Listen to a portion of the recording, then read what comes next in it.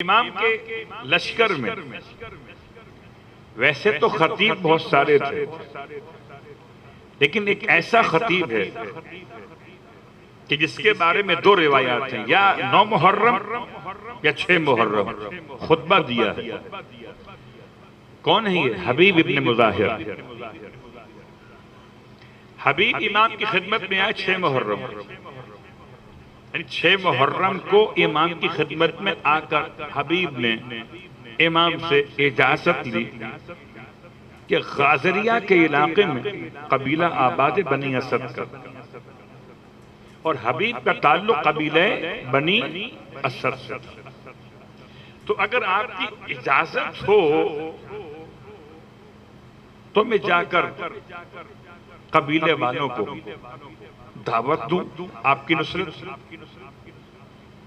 امام نے اجازت دے دی۔ حبیب ابن مظاہر پہنچے غازریہ کے علاقے میں اور قبیلے بنی اسد کے افراد کو جمع کیا۔ قبیلے بنی اسد کے افراد سے آپ نے خطاب کیا کہ اے میری قوم کے لوگوں، اے میرے قبیلے والوں، میں ایک دعوت نجات لے کر آیا، میں تمہارے فائدے کا پیغام لے کر آیا۔ دیکھو، حسین ابن علی کا ساتھ دینا رسول خدا سے قربت کی بنیاد پر نجات کا باعث تم سب کے لیے ہوگا۔ ہے کوئی تم میں سے جو تیار ہو جائے؟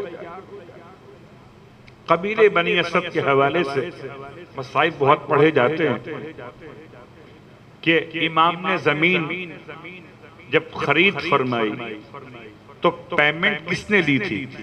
بنی اسد کے زمینداروں نے۔ اس کا مطلب کہ یہ زمین جو کربلا کہلاتی ہے، جہاں امام کا روزہ ہے، یہ زمین تھی کس کی؟ بنی اسد کے زمینداروں۔ اور پھر ان سے امام نے فرمایا تھا کہ تمہیں زمین واپس ہبا کر دیتے، مگر شرائط کے ساتھ۔ تو اس کا مطلب کہ قبیلے بنی اسد کے لوگ باقی قبائل کے مقابلے پر زیادہ معاملات کو دیکھ رہے تھے، کیونکہ بالکل ملا ہوا علاقہ ہے۔ امام کے الفاظ اپنے مقام پر کہ ہم یہاں شہید کیے جائیں گے، ہم یہاں دفن کیے جائیں گے، تو تدفین کے لیے امام نے وصیت فرمائی۔ پھر فرمایا میرے زائر اگر پتہ پوچھتے ہوئے آ جائیں تو تم انہیں میری قبر کا نشان بتا دینا۔ اس حد تک بنی اسد سے امام کے مکالمات آپ کو ملیں گے۔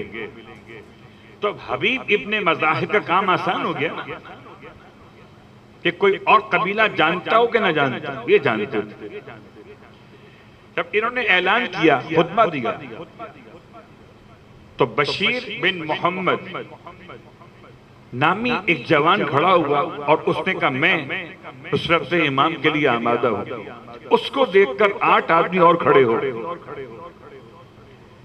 کہتے ہیں 9 افراد کا ایک دستہ تیار ہو گیا نصرت امام کے لیے۔ اس وقت تو ایک ایک فرد کی بڑی اہمیت تھی، ایک ایک فرد کی۔